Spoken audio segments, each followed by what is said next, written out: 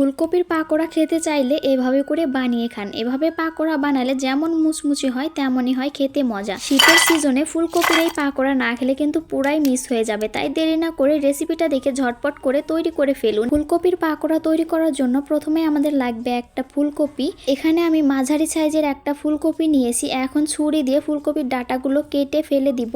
এরপর ফুলকপির ফুলগুলো আমি কেটে নিব। ফুলকপির ফুলগুলো যদি একটু বড় হয় তাহলে কিন্তু এগুলো ছোট করে কেটে নিতে হবে। ফুলকপির পাকোড়াগুলো একটু ছোট করে তৈরি করলে খেতে অনেক বেশি মজা লাগে। ফুলকপির ফুলগুলো কেটে নিয়েছি। এখন এই ফুলগুলোকে আরেকটু ছোট ছোট পিস করে কেটে নিব। আমি এখানে অর্ধেকের থেকে কম ফুলকপি কেটে নিয়েছি। এখন এই ফুলকপিগুলো আমি পানি দিয়ে ভালোভাবে ধুয়ে নিব। ফুলকপিগুলো পানি দিয়ে ভালোভাবে ধুয়ে নিয়েছি। এখন এগুলোকে একটু ভাপিয়ে নিব। ফুলকপিগুলো ভাপিয়ে নেওয়ার জন্য একটা প্যানে পরিমাণ মতো পানি এবং হাফ চামচ লবণ দিয়ে ফুটিয়ে নিয়েছি। এরপর ফুলকপিগুলো দিয়ে 2 মিনিট ভাপিয়ে নিব। 2 মিনিটের বেশি ভাপিয়ে নেওয়ার দরকার নেই। 2 মিনিট পর ফুলকপিগুলো পানি থেকে তুলে নিব। এখন এই ফুলকপিগুলো একটা ছড়ানো প্লেটে দিয়ে ঠান্ডা করে নিব। ফুলকপিগুলো হাত দিয়ে এভাবে একটু ছড়িয়ে দিব, এতে করে তাড়াতাড়ি ঠান্ডা হয়ে যাবে। এখন আমি ফুলকপি পাকোড়া তৈরি করার জন্য একটা ব্যাটার তৈরি করে নিব। এখানে আমি নিয়েছি হাফ কাপ চালের গুঁড়া, 2 চামচ দিয়েছি বেসন, এরপর দেব 1 চামচ কর্নফ্লাওয়ার, দিয়ে দিব হলুদের গুঁড়া, হাফ চামচের মতো লাল মরিচের গুঁড়া, এরপর দিব একটু জিরা গুঁড়া, এরপর দিব হাফ চামচ চাট মশলা। চাট মশলাটা দেওয়ার চেষ্টা করবেন, এতে করে পাকোড়াটা অনেক বেশি মজা লাগে খেতে।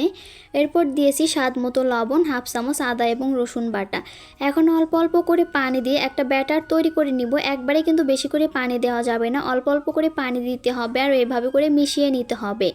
আমি এরকম ঘনত্বের একটা ব্যাটার তৈরি করে নিয়েছি। এই ব্যাটারটা বেশি পাতলাও করা যাবে না, আবার বেশি ঘনও করা যাবে না। ব্যাটার তৈরি করতে করতে এদিকে আমার ফুলকপিটাও ঠান্ডা হয়ে গেছে। এখন আমি ফুলকপির ভিতরে দিয়ে দিব 1.5 চামচ কর্নফ্লাওয়ার। কর্নফ্লাওয়ার দিয়ে এখন ভালোভাবে মাখিয়ে নিব। কর্নফ্লাওয়ার দিয়ে এইভাবে মাখিয়ে নেওয়ার কারণে এই পাকোড়াগুলো ভাজার পর কিন্তু অনেক বেশি ক্রিস্পি হয় এবং অনেকক্ষণ পর্যন্ত ক্রিস্পি থাকে।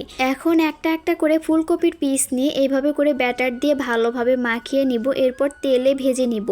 ফুলকপির এই পাকোড়াগুলো ভাজার জন্য প্যানে তেল দিয়ে তেলটা ভালোভাবে গরম করে নিয়েছি। এখন একে একে সবগুলো পাকোড়াই আমি তেলে ভেজে নিব।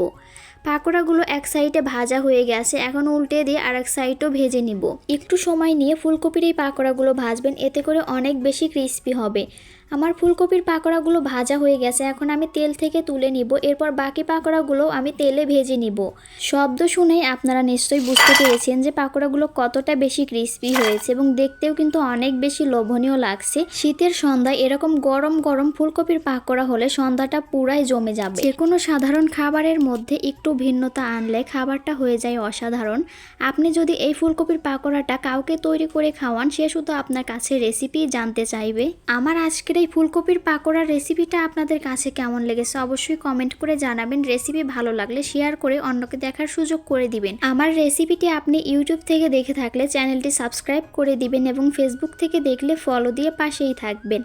আজকের মতো এখানেই বিদায় নিচ্ছি। ভালো থাকবেন সবাই। আল্লাহ হাফেজ।